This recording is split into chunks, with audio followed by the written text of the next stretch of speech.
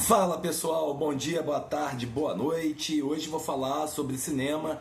Hoje vou falar sobre um filme que eu estava esperando muito, vi e vou dar minha opinião, meu veredito.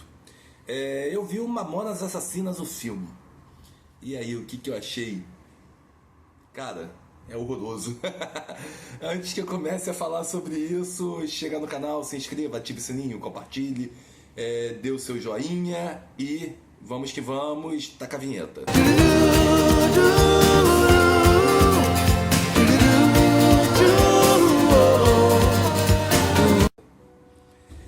Bom, eu acabei vendo Mamonas Assassinas, o filme, era um longa que eu tava com muita vontade de ver.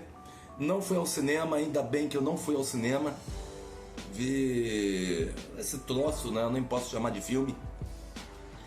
E aí fiquei esperando chegar nas plataformas de streaming ou na internet. E foi um filme que foi assim, eu vi uma resenha do Canal 90, opa, já chegou, né? E aí bati lá, Mamonas Assassinas, o filme, pra alugar no YouTube. Ia ver até pelo YouTube, rapaziada.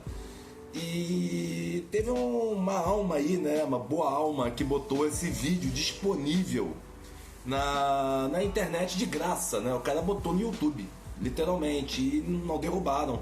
Até ontem tava no ar. Aí eu falei, vou ver isso e tal, né? Ainda bem que eu vi dessa maneira, não paguei pra ver. Porque assim, a começar, o filme é uma grande colcha de retalhos, né, do que poderia ser a história dos Mamonas. Então, a gente não vê, por exemplo, o início do Utopia, como que ele realmente foi. Pra quem não sabe, o Utopia, ele tinha um tecladista chamado Márcio, que é o sexto Mamona, o cara mais sortudo do mundo, porque ele não tava na tragédia, né? Ele saiu da banda, ele optou pela carreira dele. Eu acho que o Márcio ele é tecladista. Tecladista não, ele é engenheiro, né? Ele é tecladista, acho que ele é engenheiro. E aí começou a pesar a questão de show, ensaio, gravação com a carreira dele, né? Com a faculdade na época, ele priorizou a faculdade e saiu da banda. E aí foi nesse contexto que entrou o Júlio Hazek, né? O tecladista dos Mamonas, que era o hold da banda e ficava lá tocando panderola nos shows dos caras, na época do Utopia. Então, eles não mostram isso, né? O início da coisa, o porquê de montar o Utopia. O que fala assim bem por alto aquela história, né, de que o Sérgio Reoli, o baterista, trabalhava numa empresa com, parece, o primo ou irmão do Bento Rinotto, guitarrista. Aí, olha só, meu parente ali toca guitarra. Vou dar o contato para vocês montarem uma banda e tal. Isso tem no filme. Mas assim, o Bento Rinotto era aquele cara, né, que pra mim ele era, junto do Dinho, né, a grande alma dos Mamonas. Porque é um super do guitarrista, isso não tem como negar. Gostando ou não dos Mamonas Assassinas, o Bento era um super do músico.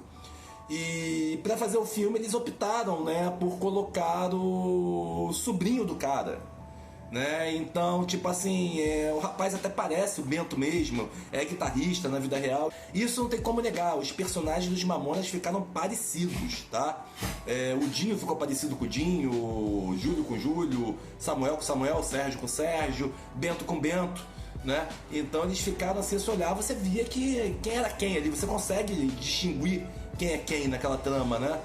E aí, só que o Bento, ele vira uma peça decorativa no filme. Como assim? Ele é um cara que ele quase não tem fala. Ele aparece num pedaço que eu me lembro agora, assim, né? Numa composição de música que ele dá uma frase, assim, surreal, sabe? E a trama é toda baseada no Sérgio Reoli, no baterista e no Dinho, né? Então, o Dinho é meio caricato, assim, é aquele cara que... Você vê que ficou um pouco forçada a atuação, né? Até porque... É aquilo, né? A gente, quando pensa em Mamonas Assassinas, a gente pensa em humor, né? O Dinho, ele era um cara bem humorado, e aquilo era da natureza dele, né? Era da essência dele, era o jeito do cara. E então, você bota uma pessoa pra interpretar aquilo, obviamente, se o cara não é tão humorado assim, ele até pode ser humorado, mas não é palhaço como o Dinho era, o que vai acontecer? Vai ficar algo interpretado, e no Mamonas, o filme, isso acontece muito. Então você vê assim que é algo como se fosse As Caras e Bocas, né? Um desenho animado de quinta categoria, né? Então é ruim mesmo, tá? É ruim. E o Sérgio, cara, ele sempre me passou aquela imagem do mais discreto dos Mamonas. A gente vê, né, alguns shows, eles estão lá com umas roupas engraçadas e tal, algo meio espalhafatoso, e o Sérgio tá vestido de presidiário, né? Então o baterista, ele sempre me passou aquela imagem do cara mais discreto, né? O cara mais na dele. Não sei, você conheceu os meninos de Guarulhos pessoalmente? Né? Conheceu o Sérgio pessoalmente? Comenta aqui embaixo o que você achava do Sérgio, como que o Sérgio era no dia a dia. Mas assim, ele sempre me passou essa imagem do ser o cara mais neutro. E no filme ele é o cara, tipo assim, ele é como se fosse o dono da bola, o dono da banda, né? Então ele primeiro ele bate de frente com o Dinho, ele não aceita o Dinho na banda, porque teve uma história num jogo de futebol lá no início, se é verdade eu não sei, né? Eu não tava em Guarulhos naquela época. Mas assim, ele bate de frente com o cara lá. E aí assim, é uma coisa muito doida, porque numa cena tá o Samuel, que era irmão dele, né, tentando convencer. Ah, pô, mas o cara, ó, o pessoal gostou do show do cara. E na cena seguinte, no take seguinte, já tá a banda tocando Horizonte Infinito, com o Dinho assim, alta assim, sabe? E aí, tipo assim, como que o Dinho entrou nessa banda? Como que foi o início do Dinho? Qual era o projeto do Dinho? A proposta do filme mostra? Não, é uma colcha de retalhos. Então a edição, né, parece a minha turma da faculdade de jornalismo, no nosso primeiro período lá, que a gente estava aprendendo a mexer, né? A gente nem tinha tido aula de edição de vídeo ainda, a gente estava aprendendo a mexer em editor de vídeo.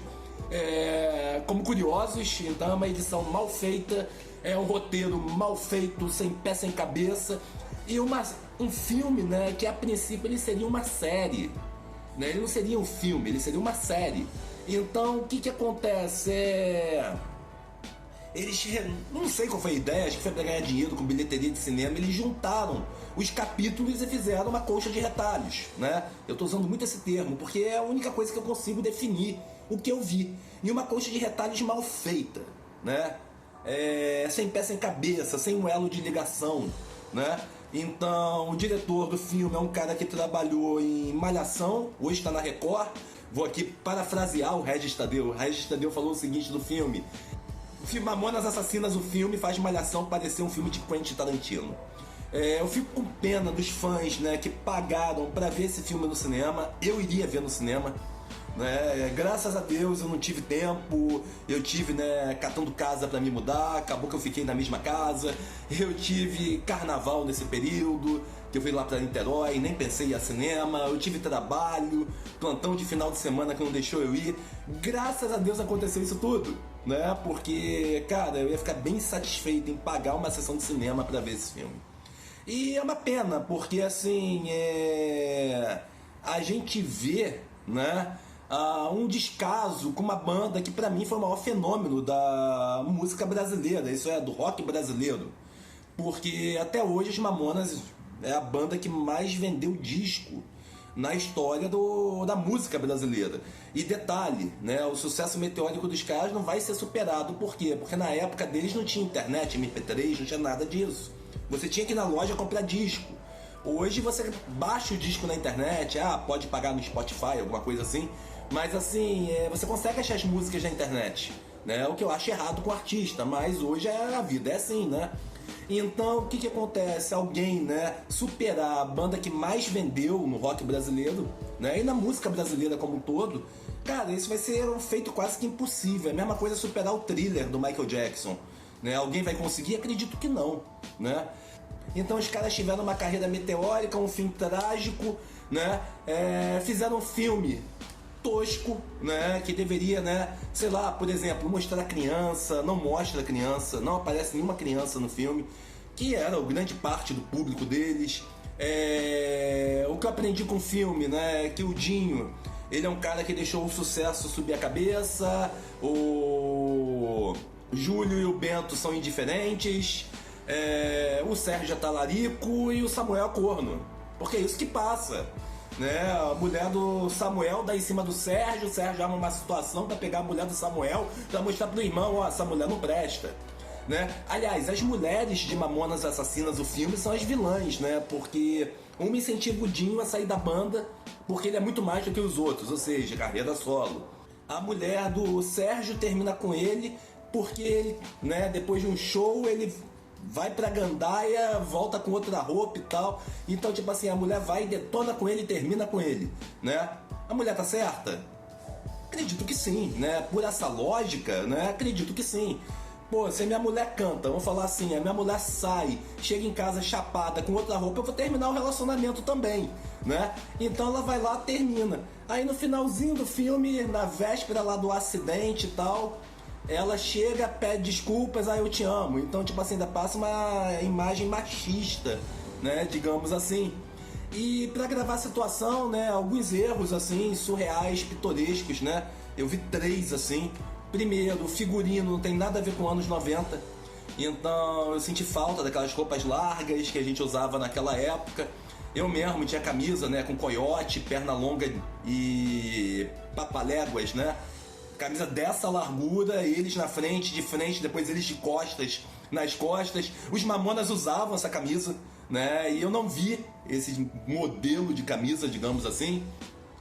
Tomada de 3 pinos, algo aí dos anos 2000, né? Foi implantado pelo governo Dilma. Até hoje eu não sei aonde a ex-presidente estava com a cabeça de implantar um modelo de tomada diferente do padrão universal.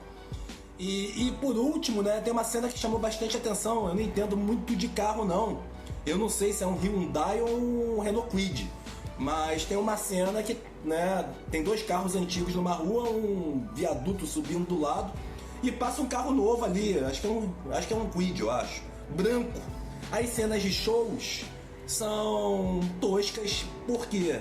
Porque parece filme de baixo orçamento, então um número muito limitado de pessoas, como vamos botar aí mais 20 pessoas, que aparecem em todas as cenas de shows, e aquele close para não mostrar, né, o que está no entorno, o vazio do entorno. Então acontece isso, e é isso, rapaziada, péssimo. Nota 0. Vale a pena ver? Cara, se você odeia Mamonas Assassinas, vale a pena ver, né? Porque você vai ficar com mais ódio ainda. Agora, se você gosta, né, é um desrespeito, é uma afronta com o legado dessa banda que fez muita gente feliz. Valeu, um abraço e até a próxima.